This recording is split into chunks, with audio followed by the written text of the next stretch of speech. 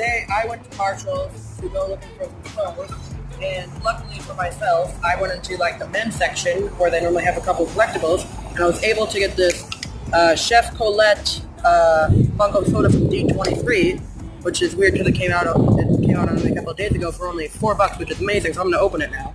Okay, so not gonna open this yet, but if you look at the pog, it is the common.